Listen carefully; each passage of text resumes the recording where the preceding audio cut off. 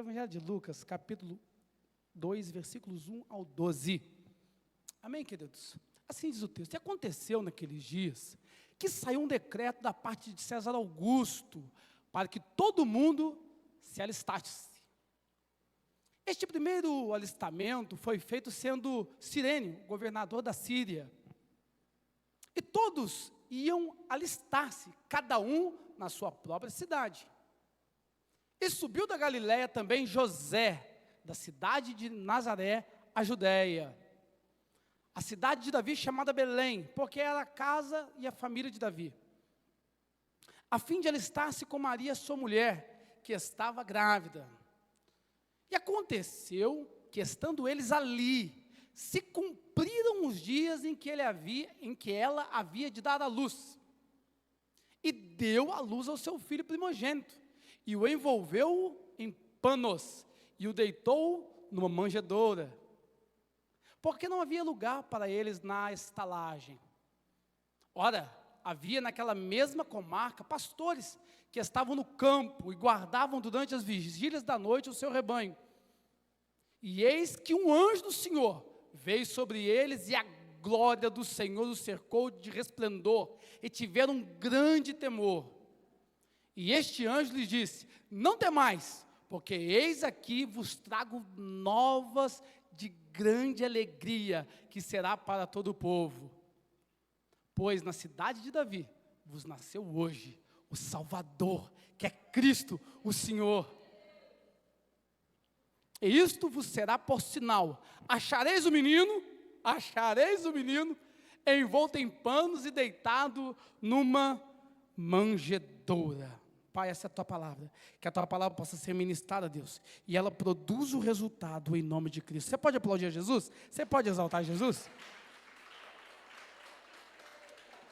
O menino na manjedoura, está aqui, o menino na manjedoura. Deus tem uma promessa.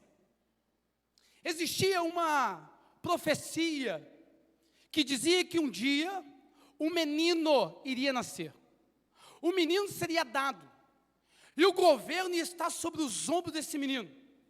Ele seria chamado Maravilhoso Conselheiro, Deus Forte, Pai da Eternidade e Príncipe da Paz. O menino era alvo de uma profecia, era alvo da palavra de Deus. Deus escolhe uma mulher, Maria, uma mulher virgem.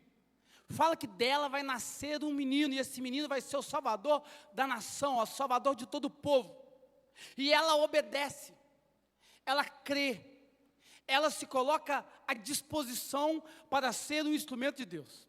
A pergunta que eu faço é que se, e no mundo espiritual não existe o se, mas se Maria tivesse rejeitado, desobedecido a voz e o mandamento do Senhor. Não, Senhor, mas eu não vou não. Eu sou virgem. Não, chama outra. E se Maria, por algum motivo, ela tivesse negado, rejeitado o propósito de Deus? Eu tenho uma resposta a essa negação. Se Maria não desejasse ser um instrumento, Deus levantaria outra. Meu irmão, entenda uma coisa. Quando Deus faz um propósito, uma chamada no teu coração para a tua vida, Ele conta contigo. Mas se você rejeitar, Ele levanta outro. Ele não é pego de surpresa. Deus não está lá no céu e você fala um não para o Senhor e Ele é pego de surpresa às pressas. Deus tem o controle absoluto de tudo. Se Maria recusa, Deus chama a Sônia, chama a Josefina, chama a Joana, mas Jesus ia nascer, porque era promessa, era palavra, era profecia de Cristo. Bendito seja Deus. Mas glória a Deus, bendito seja Deus. Maria se coloca à disposição. Maria aceita o chamado do Senhor. Um certo governador, Herodes, ele manda fazer uma contagem. O IBGE da época, irmã Cléia. Vamos contar do povo, saber quantas pessoas tem. E ele dá uma ordem, que todo mundo deveria voltar à sua cidade natal, à sua cidade de origem, para poder se alistar, para poder fazer um recenseamento, o IBGE da época. Todo mundo deveria voltar para a sua cidade, onde nasceu, a sua cidade de origem. E Maria e o seu esposo José obedecem à voz do imperador e vão. Meu irmão, Deus não tem compromisso com o desobediente. Precisamos obedecer aquilo que Deus tem falado. Precisamos ser cumpridores daquilo que Deus tem falado no nosso coração. Maria, ela obedece à voz de um homem. E tem crente que não quer obedecer à palavra de Deus. Maria obedece à voz de um imperador, uma autoridade humana. E tem crente que reluta em obedecer à voz de um profeta de Deus.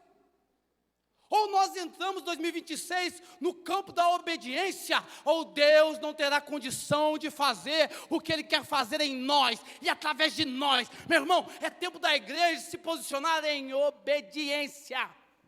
Estamos numa geração onde cada um tem a sua agenda, onde cada um tem a sua prioridade, onde cada um quer fazer o que bem entende, e quem não está debaixo de liderança, quem não está debaixo de obediência, ele está pertinho, ele está a um passo do fracasso e do abismo.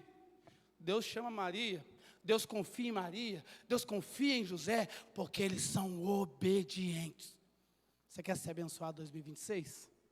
Obedeça, irmão. Você quer que Deus abra portas que você tem pedido? Obedeça. Para de relutar contra a voz de Deus. Para de colocar desculpas para não obedecer ao que Deus tem falado neste lugar, na tua vida, na minha vida. Para de dar desculpas e colocar empecilhos para obedecer aquilo que Deus tem para você. Deus tem um caminho, aleluia, de obediência, um caminho de paz, caminhos mais elevados que os seus, mas o que Ele quer de nós é obediência. Ele não quer teu sacrifício, Ele não precisa do teu dom, Ele não precisa do teu dinheiro, Ele não precisa do teu carro, Ele não precisa de você, Ele quer a sua obediência. 2026 é o ano de obedecer. Vai se alistar José, vai se alistar Maria, eles vão, eles obedecem à voz de um imperador. Cada um vai para a sua cidade de origem. Eu nasci em São Lourenço, então se eu estivesse em Belo Horizonte, eu teria que pegar um ônibus, um avião, o que quer que seja, vir para São Lourenço. Maria estava longe, ela tem que montar no lombo de um jumento, no lombo de um burro, de um camelo, qualquer animal da época, qualquer semovente da época, e ela tem que caminhar numa grande distância no lombo de um animal para chegar na cidade dela. Agora entenda, Maria estava grávida? Maria viajou uma quilometragem grande para a época, grávida. Você acha que ela não foi soqueteando no lombo do camelo? Você acha que o camelo foi igual o seu carro, meu irmão, que é com 4 amortecedor COFAP lisinho? Você acha que Maria foi de Uber? Você acha que Maria foi no ar-condicionado? Ela foi obedecer no lombo de um camelo soqueteano. Meu irmão, eu quero que você entenda uma coisa: quem quer fazer obedecer, obedece. Quem quer estar na posição, está. Quem não quer, arranja uma desculpa. Maria vai, ela vai soqueteando, ela vai de repente com dor, de repente com indisposição, mas ela vai. Deus está dizendo para você, meu filho, é chorando, mas vai, é com dificuldade, mas vai, é com lágrima, é com dificuldade, é com luta, mas vai. Eu quero um 2026 na tua vida abençoado pelo poder do nome de Jesus. Eu acho que você pode glorificar a Cristo, você pode aplaudir a Jesus, bendito seja Deus. Ela vai soqueteando. Quem que anda de cavalo aí? Quem que já andou de cavalo aí? Quem que é um cavalo dentro de casa aí? Não, né? Ela vai soqueteando, mas vai. E no caminho, meu pastor Rosivaldo, a bolsa não rompe, pastora Renata, a bolsa aguenta firme, a bolsa não a rasga, ela consegue chegar no destino. Eu libero uma palavra sobre a tua vida.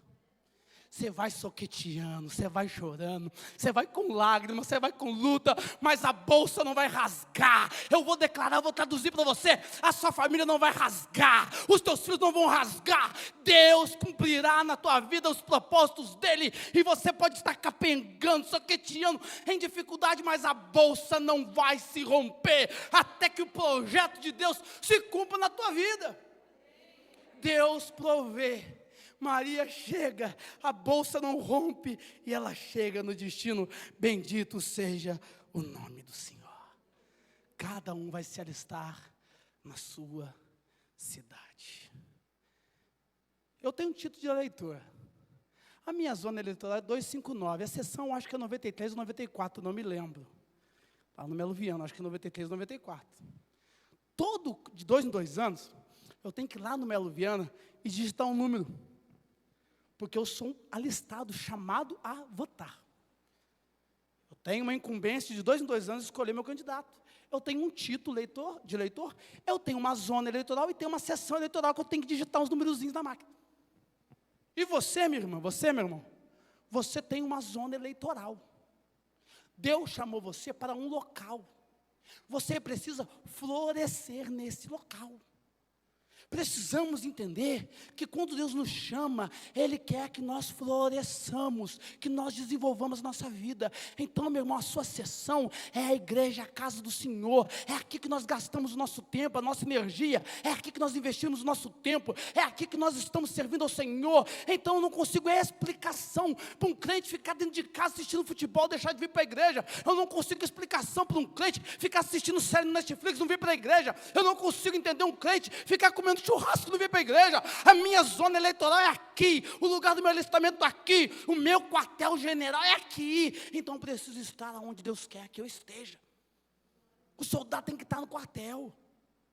Mas às vezes a gente troca o quartel pelo passeio, pela piscina. E não estou dizendo que você não pode viajar, meu irmão, pelo amor de Deus, você deve viajar, você precisa viajar. Mas o que justifica um crente ficar em casa domingo porque está cansado? Você sabe que hora que eu acordei? Você sabe que horas que a maioria que acordou? Você vai falar de cansaço comigo? O que justifica um crente deixar de estar na presença de Deus no Natal e ficar em casa fazendo qualquer coisa que não seja servindo a Deus? Precisamos estar no local em que fomos chamados para estar, para receber uma palavra, para receber uma direção, para receber algo da parte de Deus. Maria chega em Belém, e a bolsa rompe. Repita comigo, a bolsa. Fala com fé para eu pregar, senão eu vou engatar uma primeira de novo. A bolsa rompe.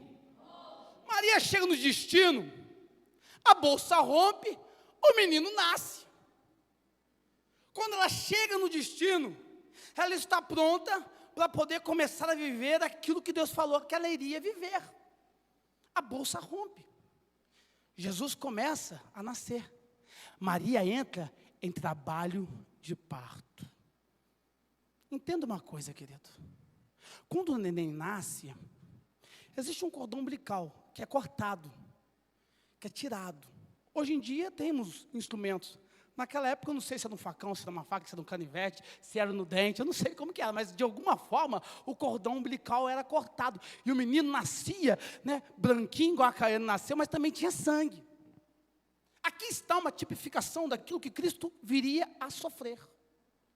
Jesus Cristo, quando nasce, Ele está envolto em sangue, até que seja embrulhado em panos.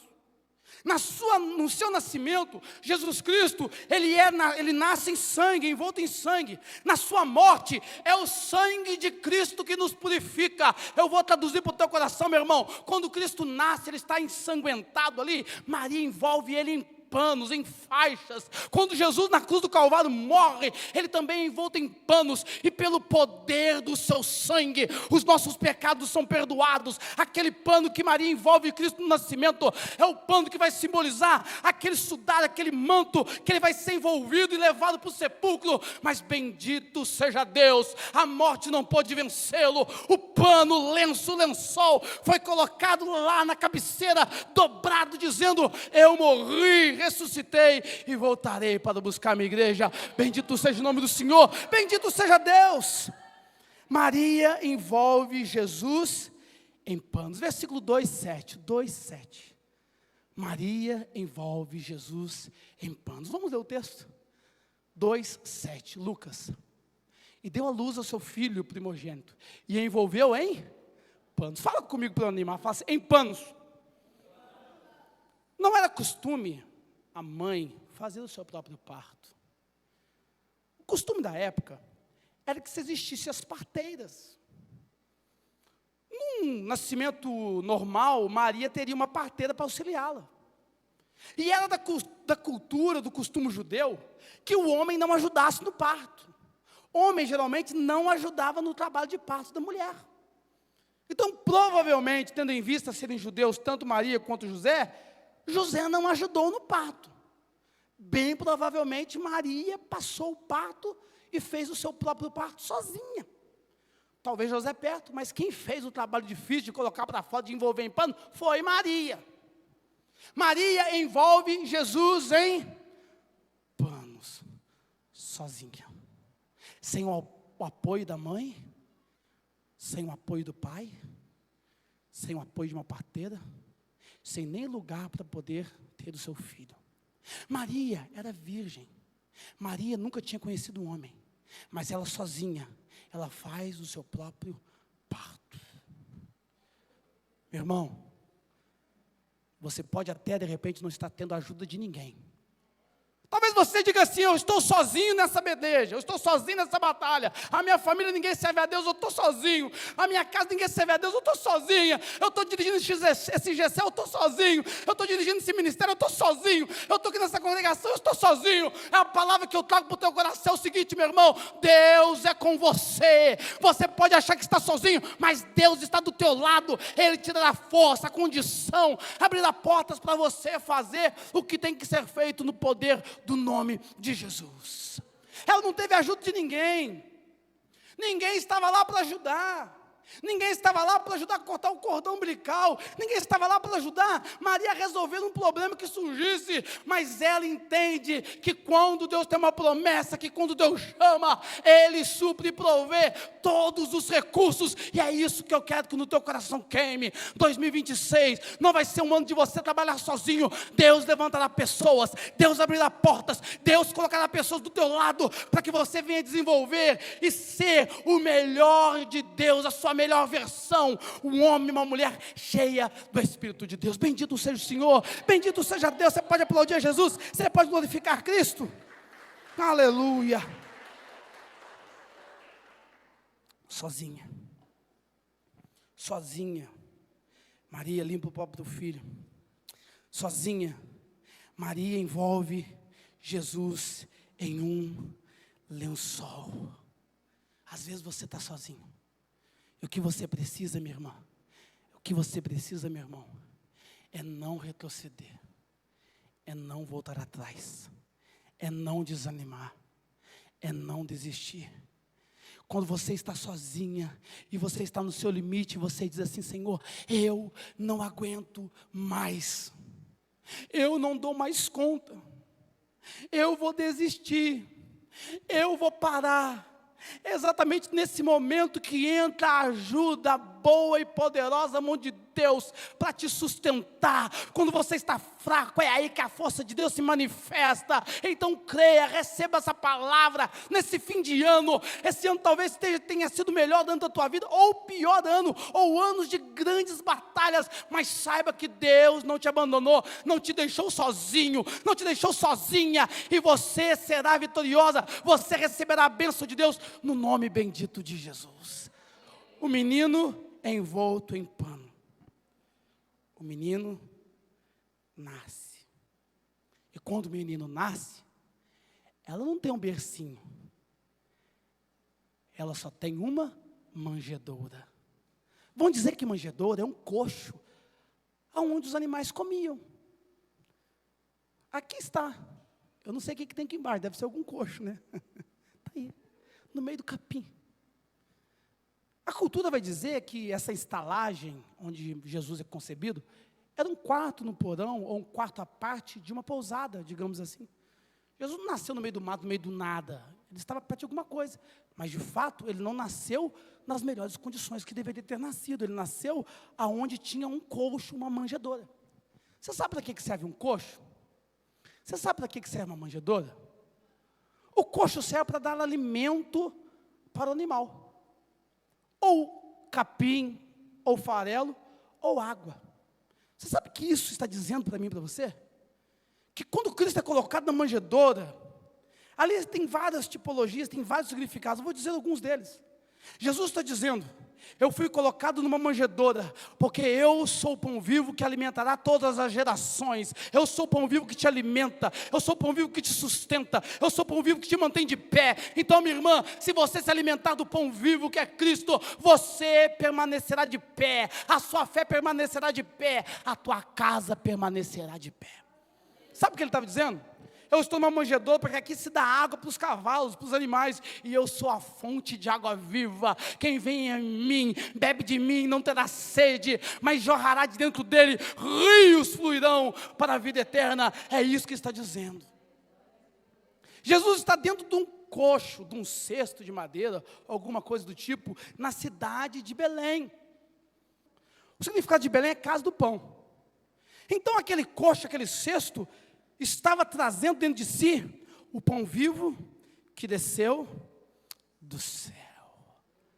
Aquele coxo de madeira, carregando Cristo, simbolizava Cristo se tornando alimento para toda uma geração, para toda uma nação, para toda a humanidade. Eu acho que isso merece um glória, merece um aleluia, porque não havia lugar para eles na estalagem, estava cheio.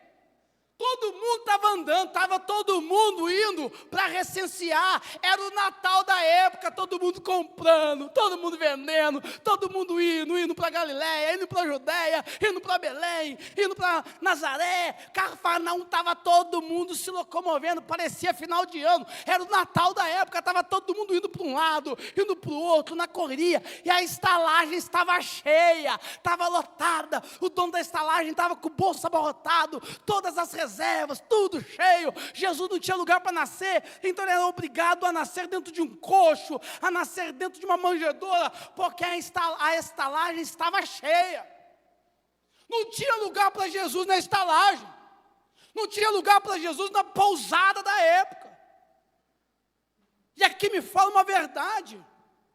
Na época de Natal, a gente fica doido para comprar, doido para comer panetone, doido para comer pernil, doido para comer frango assado, e come, e compra, e presente, e árvore de Natal, e pendura, e compra flor, compra luz, e a nossa estalagem vai ficando cheia, a nossa agenda vai ficando cheia, a nossa cabeça vai ficando cheia, preocupado com o vizinho, preocupado com aquele que não ganhou presente, com os netos, com os filhos, com as contas, com o cartão de crédito, e a nossa estalagem vai ficando cheia. E a pergunta que eu tenho para você é se tem um lugar aí para Jesus, é se tem um tempinho na tua agenda para Jesus, é se tem um tempinho na tua vida, no teu tempo para Jesus, é se o teu coração existe um espaço que Jesus pode habitar. A estalagem está cheia. Tem muito crente com a estalagem cheia, cheia de dívida, cheio de problema, cheio de compromisso, cheio das suas vontades, cheio dos seus projetos, e os seus projetos não contemplam o projeto de Deus. Tem muito crente fazendo a sua própria agenda, tem muito crente vivendo as suas próprias vontades, tem muito crente vivendo aquilo que quer viver, e Deus está dizendo: meu filho, eu quero um lugar para poder morar em você, eu quero ser o Senhor da tua vida. Tem um lugarzinho aí no teu coração, na tua estalagem. A estalagem estava cheia. O dono da pousada, rindo, sorrindo, feliz da vida. Afinal de contas, irmã Amanda, estava entrando dinheiro, estava uma benção, estava tudo bem. Mas o dono da estalagem, da pousada, estava perdendo o maior evento de todos os tempos, o nascimento de Cristo, meu irmão. Enquanto você ficar preocupado com estalagem, preocupado com a tua conta bancária, preocupado com os teus bens dessa vida, com os teus negócios, você perderá a maior oportunidade de receber a Cristo e dele nascer, ser gerado dentro de você, ser gerado dentro da tua família. O que mais importante tem não é aquilo que você deixa para os teus filhos, não é um bom carro, não é uma boa casa. O mais importante é você deixar uma fé verdadeira, genuína. Tem lugar na tua estalagem para Jesus. O dono da estalagem está com o bolso cheio e o coração vazio. O dono da estalagem está com a agenda cheia, mas ali não tem agenda e lugar para Jesus. Estamos com a casa cheia de presentes, cheia de luz, Mas muitas vezes nos falta Jesus Cristo, a luz do mundo. Meu irmão, tem lugar na tua vida para a luz de Cristo brilhar em você, brilhar na tua vida. Nós precisamos ser luz do mundo, que a nossa luz, que a luz da igreja, que a luz dos crentes, que a luz dos servos de Deus brilhe, mas brilhe de tal forma que possa iluminar, que possa aclarar, que possa guiar as pessoas que estão nas trevas, para que resplandeça sobre eles a maravilhosa luz e lhes resplandeça a graça de Cristo. Bendito seja Deus. Você pode aplaudir a Jesus, você pode glorificar a Cristo, você pode exaltar a Jesus. Aleluia. A estalagem estava cheia, lotada. Tem um lugarzinho aí? Não tem. Tem a manjedoura. Tem um coxinho lá no fundo, lá no sótão, no porão, tem um coxinho lá. Ah, Fabiano, mas eu não faço isso. Não faz, nós fazemos. Sabe quando a gente está com o carro cheio? Aí Jesus fala assim, ó, tem um lugarzinho para mim? Quando a gente vai para um acampamento, por exemplo. Aí você fala, tem um lugarzinho aqui meio apertado, mas tem.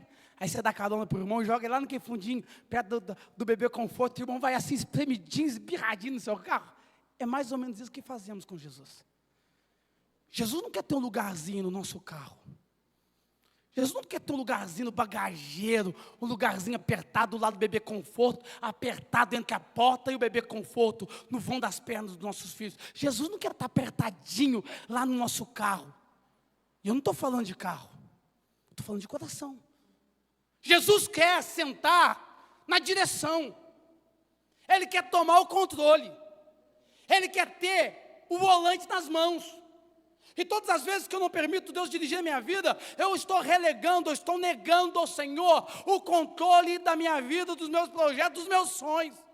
Eu tenho certeza que você falou que ano que vem você vai emagrecer, que você vai comprar uma casa, que você vai fazer isso. Você fez um tanto de projeto, mas o nosso maior projeto é dizer, Senhor, que 2026 seja um ano de obediência e fidelidade total à tua vontade, que a tua vontade se estabeleça, que eu alinhe a minha vontade com a vontade do teu reino, que a vontade do céu se cumpra e se estabeleça na minha vida. Esse é o maior projeto de um cristão e de um servo de Deus. Tem lugar aí para Jesus? Tem? Pergunta para o irmão aí, olha para ele aí, está assustado aí, ó. Tem lugar para Jesus? Tem lugar? Belém está cheia, pousada cheia, tudo cheio. E Jesus tem que nascer dentro de uma manjedoura. Ele tem que ser colocado dentro de uma manjedoura. Todos voltam a Belém para poder preencher o seu formulário e fazer o recenseamento. Todos voltam a Belém. Por que eles voltam para a sua cidade de origem? Você já parou para pensar? Eu vou abrir um parênteses aqui. Não é o tema da mensagem, mas vou abrir um parênteses aqui. Muitas vezes Deus nos chama, nos convida a voltar. Não é para ficar olhando para o passado, ficar vendo pecado, ficar vendo aquilo. Não é para isso, não é para voltar, para ficar sofrendo de novo. Deus não está te chamando para o passado para você sofrer de novo, não. Mas muitas vezes Deus nos leva aos mesmos ambientes. Vou te dar 2 exemplos, para não tomar muito tempo. Vou te dar 2 exemplos. Pedro não pesca nada a noite toda. Jesus volta, entra no barco e vai no mesmo lugar onde ele foi fracassado e fala, lança agora a rede, Pedro. A pesca é maravilhosa. Pedro nega Jesus lá na fogueira, lembra? Lá no palácio, na fogueira e tal. Não, eu não conheço esse cara, na fogueira. Quando Jesus está no capítulo 22 de João, Jesus prepara uma fogueira e diz, Pedro, você me ama? Tal, 3 vezes? Sim, Senhor, eu te amo. No mesmo ambiente, no mesmo cenário, na fogueira. Então, algumas vezes, Deus nos chama a voltar às nossas origens, para que nós possamos ter gratidão por aquilo que nos tornamos e por quem nós somos.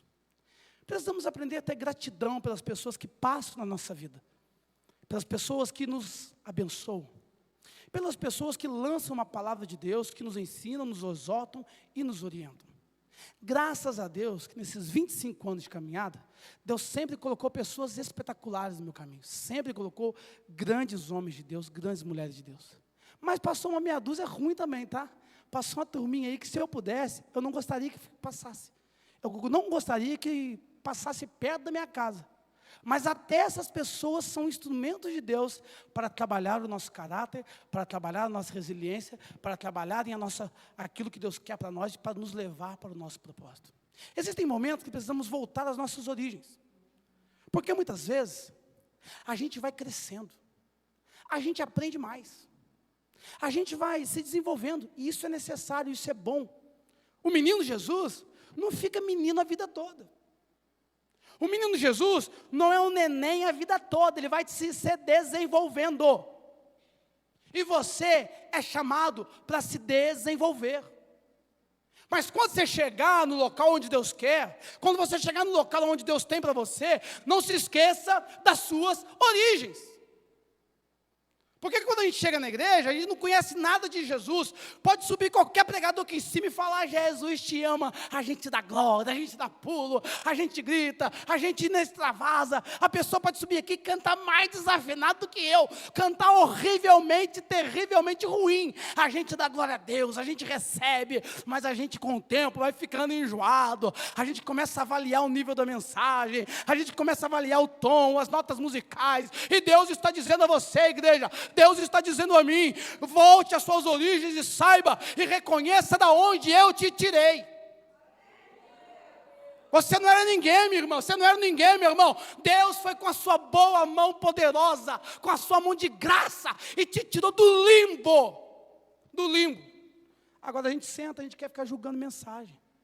O pregador está pregando, a gente fala: eu sei mais do que ele, meu irmão. Você tem que sentar para ouvir pessoas que pregam pior que você, para você entender que Deus não depende de você. Deus usa até uma mula para falar contigo. Mas a gente vai crescendo, a gente vai ficando grande demais. Aí Jesus nasce. O rei Herodes vê lá em Mateus 2, vai lá, Vinícius, Mateus 2, que é o texto sinótico. Herodes vê uns magos, os magos passam no palácio e contam para Herodes: Herodes, nasceu um rei, nasceu um menino. Aí Herodes fica curioso, né? Ó, outro rei, o rei aqui sou eu, nasceu outro rei, o que é esse rei aí? Começa a ficar preocupado. Aí Herodes tem uma conversa com os magos, que daqui a pouquinho eu te conto, a conversa com os magos, mas Herodes chama os religiosos e fala: ó, nasceu um menino aí, um rei. Aonde que esse rapazinho vai nascer? Aí ele chama os religiosos. Aonde que ele vai nascer? Mateus 2,4. 2,4. Olha aqui o que o rei fala. E tendo nascido Jesus em Belém da Judéia, no tempo do rei Herodes, eis que uns magos vieram do Oriente a Jerusalém. E perguntaram: onde está aquele que é nascido o rei dos judeus? Porque vimos a sua estrela no Oriente. 4, Vinícius, 4. E congregados todos os príncipes dos sacerdotes, os escribas do povo, perguntou-lhes onde havia de nascer o Cristo. Toda a classe religiosa que sabia de Bíblia, que conhecia de Escritura, é chamada no palácio, e Herodes perguntou: ó, vocês que conhecem de tudo, aonde Jesus vai nascer? Eles têm a resposta na ponta da língua: em Belém. Olhe para mim, em Belém. Aonde que vai nascer? Em Belém. Os religiosos sabem na ponta da língua aonde Jesus vai nascer. Só que os religiosos sabem onde Jesus vai nascer, mas os religiosos não vão lá para contemplar o nascimento de Cristo. É isso que eu quero que você entenda, meu irmão. Não adianta ser um beato de igreja, um crente de igreja, um crente de banco, se você sabe onde Jesus vai nascer, se você conhece escatologia, se você conhece a Bíblia. O que Deus está dizendo para você, meu irmão: eu quero que você aproveite o nascimento do meu filho, a morte dele, e viva intensamente na presença dele. Bendito seja Deus. O religioso sabe onde vai nascer, mas ele não experimenta a graça do nascimento de Cristo. Sabe por que ele não experimenta? Sabe por que o religioso não experimenta o nascimento de Cristo, a graça do nascimento de Cristo? Porque religioso não sabe o que é graça. Porque religioso não nasceu de novo. Segura aí, aperta o cinto aí. Vai lá, segura as crianças lá. Religioso não entende o que é graça. Religioso não entende o que é o amor absoluto, soberano de Deus. Ele acha que ele está aqui porque ele tem talento. Ele acha que ele tem um cargo, uma função, porque ele merece, porque ele é bom. E não se assuste, você não é bom, você é ruim. Nós somos ruins. A nossa natureza é má. A nossa natureza é maligna. Mas a boa, maravilhosa mão, generosa, bondosa, graciosa de Deus, nos deu a oportunidade, nos trouxe para o seu império, para o império da luz. Meu irmão, religioso não nasceu de novo. E você que não entende a maravilhosa graça de Deus, você precisa nascer de novo. Nós que quando passamos pelo novo nascimento, nós que deixamos de ser religiosos, nós que deixamos de ser beatos de igreja, nós entendemos que é o Senhor Deus que nos dá pela sua graça, pela sua exclusiva graça, talento, graça para nos usar. É o Senhor que nos usa, não é pela nossa capacidade, meu irmão, não é pela nossa desenvoltura, não é por aquilo que somos, é por aquilo que Ele é por quem Ele é pela graça de Deus. Bendito seja o nome do Senhor. Religioso sabe de tudo, religioso conhece, religioso sabe o que é ceia, religioso sabe que não pode beber, religioso sabe que não pode fumar, religioso sabe que não pode pecar, adulterar. Mas meu irmão, nada disso adianta se você disser: Senhor, de repente eu sei que não pode, mas eu estou caindo nesse lugar, e eu peço perdão pelos meus pecados. Deus te recebe, e pela graça do Senhor, Ele te transforma num novo homem, numa nova mulher. Ele te dá a oportunidade de tentar outra vez, Ele te dá a oportunidade de ser reerguido, Ele te dá a oportunidade de viver uma nova vida, Ele te dá a oportunidade de virar uma página, Ele te dá a oportunidade de ser uma nova pessoa. Bendito seja o Senhor. Mas o religioso não. O religioso fica preso ao pecado, ao passado, ao talento, às acusações. Mas nós que nascemos de novo, pela graça de Cristo, temos um encontro genuíno e maravilhoso com o Senhor. Herodes pergunta: onde o menino vai nascer? Em Belém. E passa ali uns magos. Os magos passam ali, Vinícius. Capítulo 2, versículo 7. Capítulo 2, versículo 7. Então Herodes, chamando secretamente os magos. Os magos vieram do Oriente até Belém para poderem contemplar o Salvador. Eles vêm de longe. Você sabe o que eu entendo com isso? Você sabe o que eu aprendo com isso? Quando os da casa não quer, Deus traz gente de longe para fazer o que você não quer fazer. Vem gente de longe. Vem gente de longe para adorar Jesus, enquanto os religiosos não querem.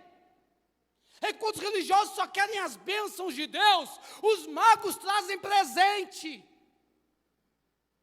Enquanto os que estão, muitas vezes, desvalorizam aquilo que Deus faz, Deus levanta os pecadores, os mais miseráveis, e usa essas pessoas para a glória dEle. Enquanto Deus faz, Jesus faz na parábola do banquete, e as pessoas dizem: eu não posso ir, eu tenho uma junta de gado, eu não posso ir, eu vou casar, eu não posso ir. Jesus fala: vai, busca a prostituta, busca o doente, busca o enfermo, busca quem não é, porque eu faço dele uma nova criatura. Bendito seja o nome do Senhor. Os magos vêm de longe para poderem honrar e adorar a Cristo, o Senhor que havia nascido. Herodes está com medo do trono. Afinal de contas, irmã Maísa, naquela manjedoura está o Rei dos Reis, o Senhor dos Senhores. Herodes teme o seu trono. Herodes está com medo da concorrência. Herodes está com medo de um menino. E ele chama secretamente os magos. Versículo 4. Ele chama secretamente. Guarda essa palavra, porque essa palavra é chave para a nossa vida. E ele, 7. Então Herodes, chamando secretamente, no escondidinho, uma reuniãozinha só, Herodes e os magos, para poder tirar alguma coisa. Tem muito crente com o espírito de Herodes que está no nosso meio. Age sorrateiramente, na calada da noite. Aquelas reuniãozinhas secretas. Reunião que o líder não está, é pecado, é rebelião, querido. Aprenda isso em nome de Jesus. Nenhum crente se reúne para falar do líder se o líder não estiver presente. Porque o líder tem que estar presente. Se não está presente, é fofoca, vem do diabo, é rebelião. Exatamente a estratégia que o diabo, Satanás, usou nos céus. Satanás, o Lúcifer, chegou para o anjo, ó, não estou satisfeito não, hein, tal. E foi, e pegou ó, tem uns probleminha no céu aqui, hein. Miguel está querendo ser maior que nós, é uma deusa aí. E começou, e Satanás arrastou 1/3 parte, 1/3 dos anjos caíram no conto da sereia, no conto do diabo. E tem crente caminhando pelo mesmo caminho. Sorrateiramente. Não empreste o seu ouvido para ouvir conversa fiada de um homem de Deus. Cuidado. A Bíblia nos ensina que quando recebemos uma denúncia, uma palavra, algo que vai denegrir a imagem de um líder, nós precisamos de no mínimo 2 testemunhas. Manda chamar os presbíteros da igreja. Uma vez, no passado, vieram falar de um homem de Deus para nós. Aqui não tem nenhum obreiro que estava comigo. A situação era tão séria que eu disse, irmão, cuidado, é verdade? Vamos lá ver. Eu chamei um outro obreiro da igreja para ir ver se de fato era verdade. Porque eu entendo o princípio da autoridade espiritual. Eu sei o que é isso. Herodes chama sorrateiramente. E tem muito crente emprestando o sofá da sua casa para falar mal de homem de Deus. Para ficar criticando decisão de liderança. Para ficar criticando aquilo que nós estamos estabelecendo, aquilo que o nosso bispo, nosso pastor está nos ensinando, aquilo que eu estou pregando, aquilo que estamos falando neste lugar. Isso não vem de Deus. Tem gente que age sorrateiramente, numa reunião secreta, numa mensagem de WhatsApp, instigando, provocando, criando desordem, criando um ambiente ruim, arrastando consigo pessoas incautas, pessoas que não estão com a fé saudável. Age na calada da noite. Todo mundo que age no escuro, o que lhes falta é a luz de Cristo. Nós somos da luz, irmãos. Nós não agimos nas trevas. Nós não ficamos mergulhados no pecado da maledicência. Que 2026 seja um ano de transparência e de luz de Cristo na tua vida. Que você não seja um instrumento de fofoca, de maledicência, e que o seu ouvido não seja uma fossa do inferno para receber palavras que não vêm do coração de Deus. Se você tem alguma coisa contra o teu irmão, contra mim, contra qualquer um que está presente, vai até ele. É isso que a Bíblia nos ensina, vai até ele. Não é para ir até a casa da irmã, não é para ir até a casa do irmão, não é para ir no pastor da outra igreja. Vai até ele, deixa a tua oferta no altar, reconcilia-te com ele depressa. Essa é a ordenança do Senhor. Vai ficar pior, segura aí, não desvia não. Se você entrar o 2026 comigo aqui, eu estou feliz, é porque você aguentou o tranco. Se você não voltar domingo também, paciência, que Deus te abençoe do mesmo jeito, que você seja abençoado. Mas eu quero entrar o ano 2026 com quem quer fazer desse lugar uma igreja cheia do projeto e da presença e da graça de Cristo. E eu conto com aqueles que estão alinhados a essa visão. Você pode aplaudir a Jesus? Você pode glorificar Jesus?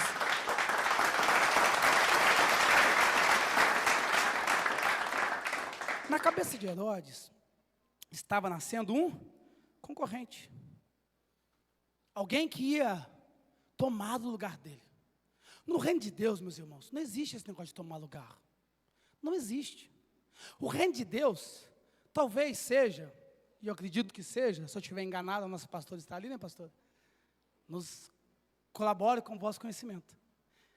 Talvez seja o único lugar que sempre estará escrito, há vagas. As vagas do reino de Deus, para a obra de Deus, nunca estarão preenchidas. Porque os ceifeiros são poucos. Então, no nosso meio, não há concorrência. Nós não concorremos uns com os outros. Nós não somos inimigos uns dos outros. Nós somos aliados. O nosso adversário é o diabo. Herodes está temendo pelo seu reino. Herodes está tremendo pelo seu trono. Herodes está preocupado com o novo menino que vai nascer. Herodes faz uma reunião secreta para descobrir onde está o menino. E sabe o que Herodes faz? Quando vocês descobrirem onde ele está, me avisem para que eu possa ir adorá-lo. Você acha que Herodes queria adorar Jesus, irmão?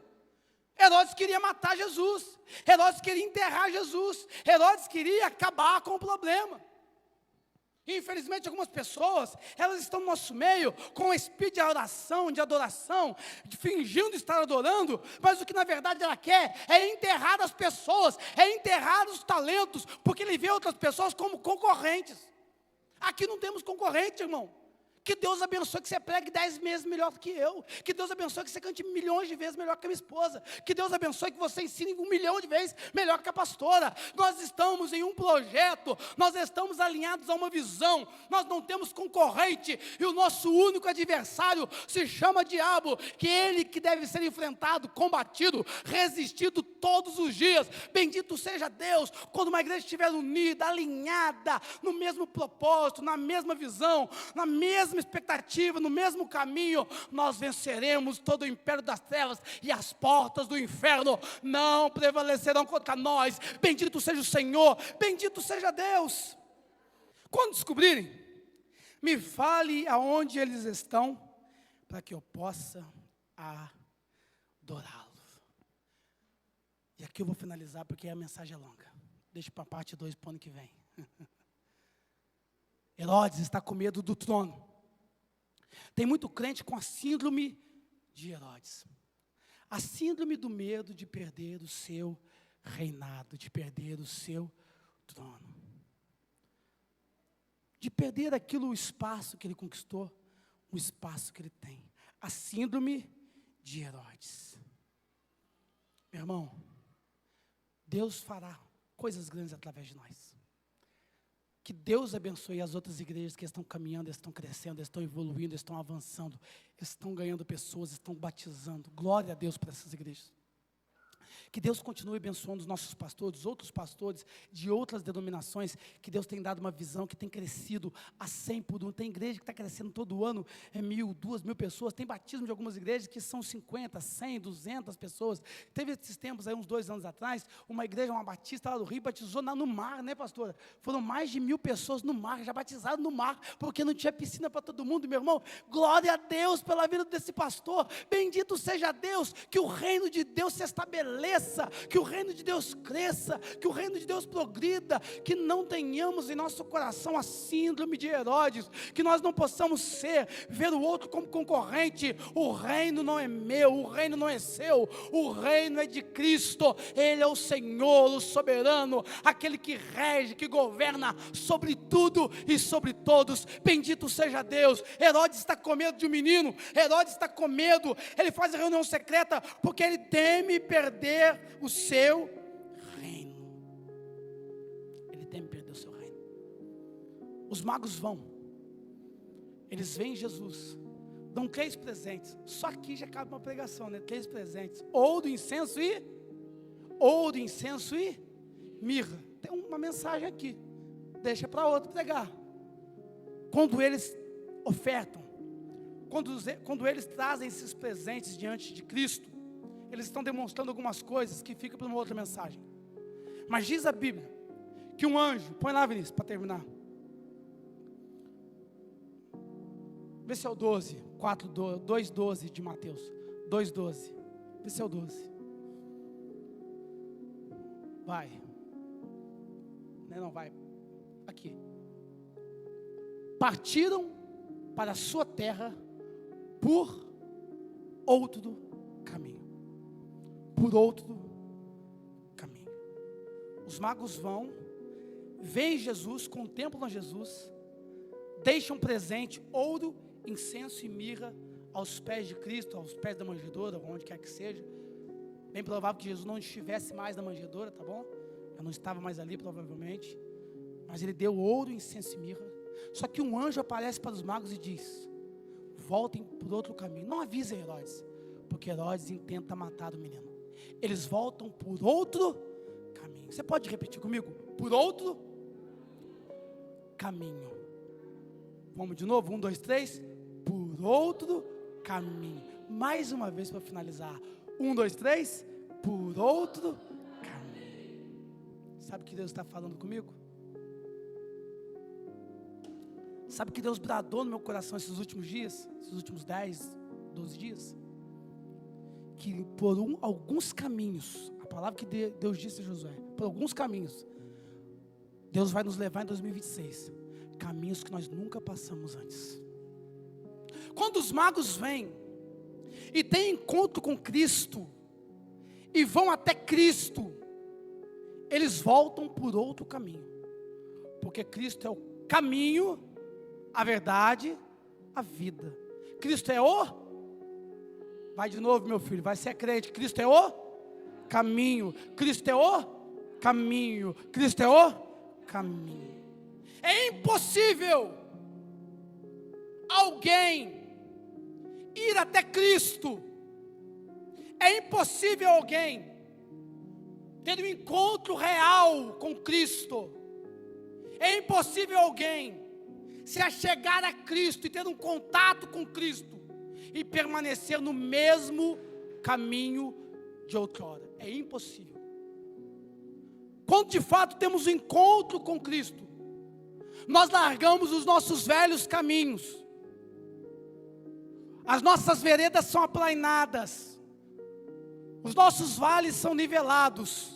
E nós deixamos o nosso velho caminho e entramos por um novo e vivo caminho. Ah, meu irmão, vou traduzir para você. Quando você tem um encontro com Cristo, você tem um novo caminho, novos projetos, novas prioridades, nova vida, nova postura, nova unção, nova graça. Quando você tem um encontro com Cristo, o caminho que nos leva à eternidade, nós abrimos mão dos nossos velhos caminhos e andamos pelo novo e vivo caminho.